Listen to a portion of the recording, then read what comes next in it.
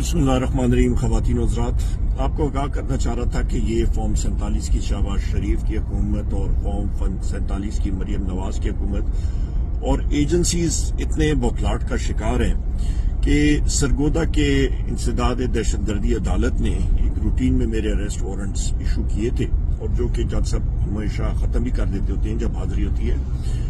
तो उस पे मियांवाली पुलिस की टीम और इस्लामाबाद पुलिस टीम ने अभी थोड़ी देर पहले मेरे इस्लामाबाद के रहायशगाह पे घर पे रेड किया अरेस्ट करने के लिए। और यहाँ पे ये मैं कहता चलूं कि किसी भी टाइम किसी एमएनए को या अरेस्ट करना होता है तो सबसे पहले स्पीकर को इन्फॉर्म भी करना होता है। और बैसियत लीडर ऑफ द अपोजिशन ये हुकूमत ये नहीं चाहती कि हम लोग सच की बात करें, हकीकत की बात करें। मोहसिन नकवी और इन लोगों की 450 अरब रुपए के गंदम स्कैंडल की बात करें, बिजली की महंगाई की बात करें, अफराद ज़र की बात करें, महंगाई की बात करें, इनकी करप्शन की बात करें, इन्होंने अवाम का जो मैंडेट चुराया है उसकी बात करें, हमारे जो साथी वीगो डाले उठा के एजेंसीज वाले उठा के जाते हैं हम लोग उसकी बात करें, हम लोग अपनी महबूब कायद वज़ीर आज़म इमरान खान साहब, बुशरा बीबी और अपने साथियों की कैद के बारे में बात करें, हम लोग ये बात करें कि वज़ीर आज़म इमरान खान साहब को एक छोटे से डेथ सेल में रखा हुआ है, हम लोग उसकी बात करें।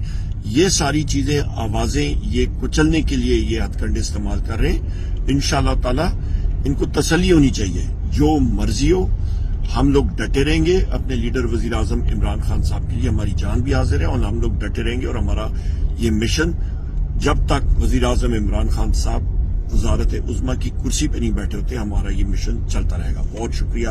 अस्सलाम वालेकुम।